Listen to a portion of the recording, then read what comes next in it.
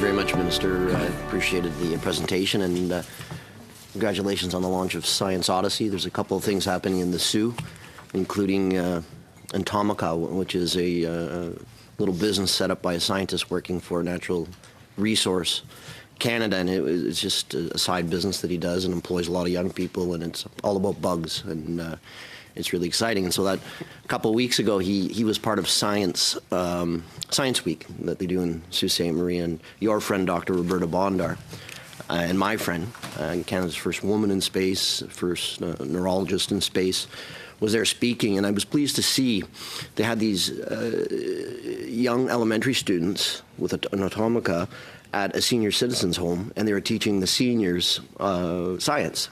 And I was pleased to see that it was about 65% young ladies. So, you know, I think we're starting to see some changes since Dr. Roberta Bondar came on the scene.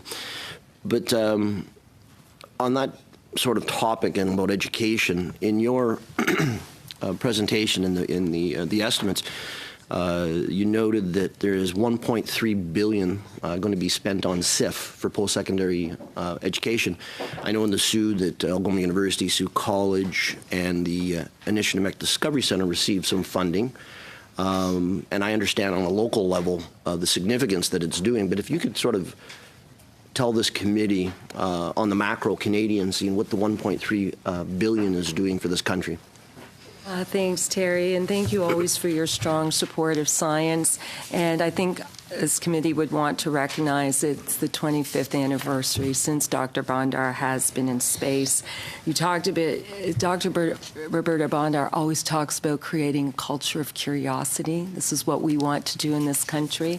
All children are born curious. They want to discover and explore. We want to foster that through elementary school, high school, and beyond. And of course, we're happy to do that, whether it's our investments in promo science, of $10.8 million in this last budget, whether it's Science Odyssey, 600 events happening across the country, whether it's for coding, $50 million to teach grade school children to code. And the last area you hit on was the SIF. And as you know, in Budget 2016, we made a $2 billion investment in research and innovation infrastructure across the country. Much of our infrastructure was 25 years of age. This is good for our students. We want them to have the most up-to-date labs and tools. They're going to be the ones out in the workforce creating the job for the jobs of the future. So $2 billion, and that could be matched by the provinces, the territories, other organizations. And we're really pleased. So we've announced 300 projects. I've had the privilege of going, whether it's Holland College in Prince Edward Island, Centennial College in Toronto, or SAIT out west.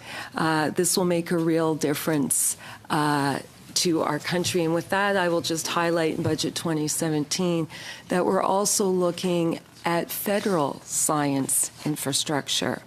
My job is to work across government to bring together the science-based departments. And in Budget 2017, we've announced that we will work to create a science infrastructure strategy for the federal government so they have the best labs and tools. Excellent.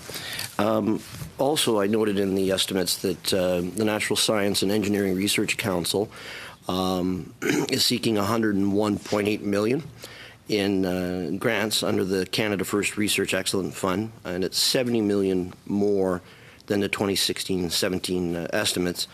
And this funding is a joint initiative of the 3 research granting agencies. So how will this funding be distributed between basic and applied research? And perhaps you could talk about, you know, how this particular group makes it easier for the private sector to collaborate with academia and private business as well. Thanks, Terry, for the question. I'll just start by reminding this esteemed committee that in Budget 2017, we have the superclusters It'll be 900 plus million that will go to areas such as agriculture, agri-food, advanced manufacturing, clean tech, clean energy. The Canada First Research Excellence Fund invests in research across the country. Last September, we made an investment of $900 million in areas such as brain science, neuroscience, agriculture and agri-food, quantum computing. These are really areas where Canada has tremendous strengths, where Canada can lead. As I said, I was at the National Science Foundation.